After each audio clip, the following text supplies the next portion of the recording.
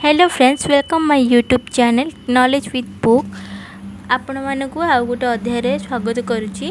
आज आम जमी अभिलेख साहित्य डिस्कस करथिला, आज सेमती लिखित साहित्य को डिस्कस करबा। चैनल जदि आपण नुआ अछंती प्लीज सब्सक्राइब करेंगे।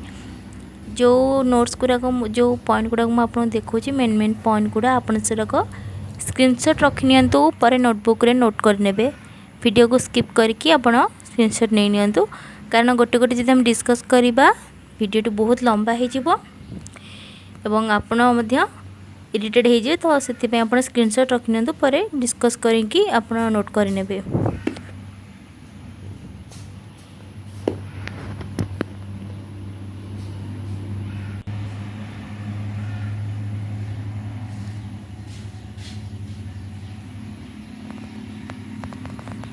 फ्रेंड्स, जदि आप डीडीसी रे एबे पीजी रो फर्स्ट ईयर अच्छा ओडिया सब्जेक्ट नहीं कि ताहले आपणकर फर्स्ट सेमिस्टर रे ये सब कंपलसरी आसीबो।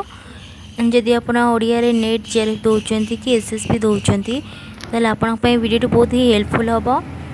एवं ये जो देच जो जहाँ भी अभिलेख साहित्य, लिखित साहित्य, लोकगीत जोकि भी मुझे डिस्कस कर सारे से सब निहाती भाव में एग्जाम रे आसीबो।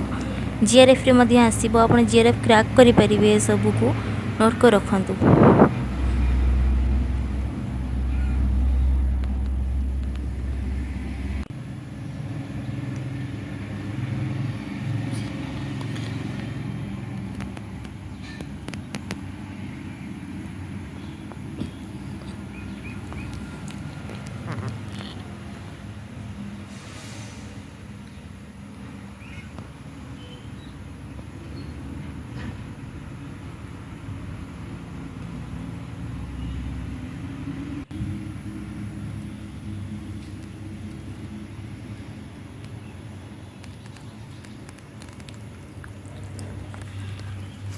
अक्षर गुड़िक आप क्लीयर देखा जाउथबो, तो आपण ताको वीडियो को पॉज करके स्क्रीनशॉट भलो क्लीयर भाव स्क्रीनशॉट रखि नियंतु, जोटा कि आपको हेल्प हम नोट करिबारे।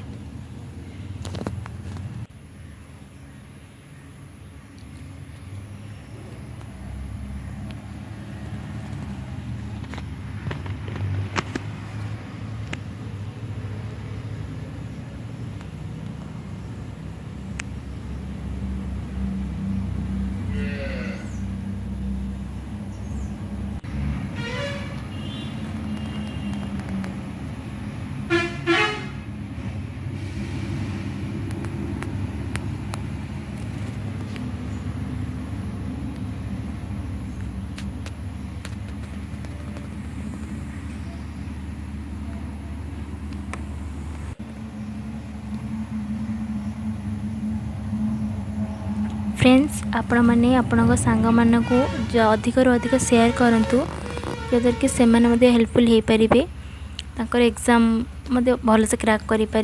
एंड प्लीज लाइक करेंगे, कमेंट्स जनइबे जब किसी डाउट रही मुझे answer Devi. And please subscribe करेंगे।